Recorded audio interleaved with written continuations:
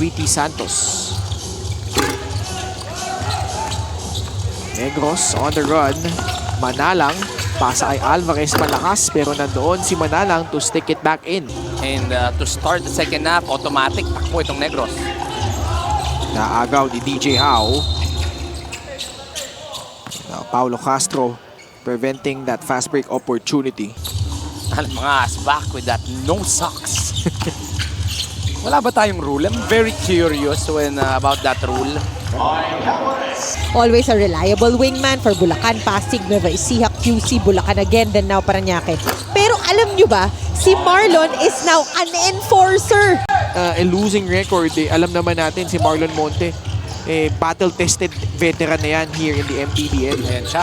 Kitang-kita naman, when talagang to be extra aggressive itong si Marlon Monte, and one of the reasons why he's part of our 1,000 points club.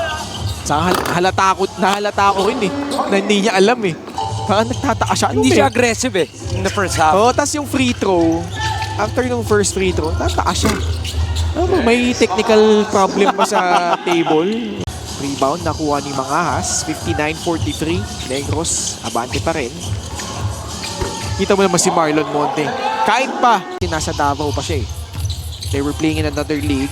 Then nag-return in Season 6. Pero bago pa nun, nag-Jensen na si John Wilson, di ba? We didn't have 28 or 29 teams. So ngayon, mas marami ng chances for them because of the variety of teams that we have. Oo, pero ano ba siya? 2,000? Di pa naman. Di pa, 1,000 lang. 1,000 lang. Ang bilis! Oo nga. But those guard spots, Yes. they play the 1 and the 2. Ang kumuha sa kanya was actually his teammate, Coach Kim Cinco. Okay. As part of that 18-0 team. As ng team na yun, they had guys like Si Mike Harry. si... Mike Harry. Iba pa yun. Hindi, siya ba yung import nila? No? Parang siya yata Moga, pumukul sa labas. Puts it in from downtown. Init sila from downtown here in this quarter. I think that's triple number 5 for Parañaque here in the third. Mike Alvarez. Another mid-range jumper from Mikey. They were still holding games, a lot of games here. In fact, that game number 3, UAP Finals, dito yun. At sakto-sakto si Kum Emer kalaban dahil Lasal.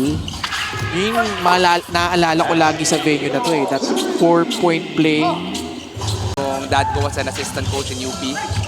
Nagsimula yung, yung pagiging fanboy ko ng UAP. Sa akin kasi yun yung tumatak sa akin. Negros, by the way, their lone win came at the expense of the team that will be playing in the second game, Manila.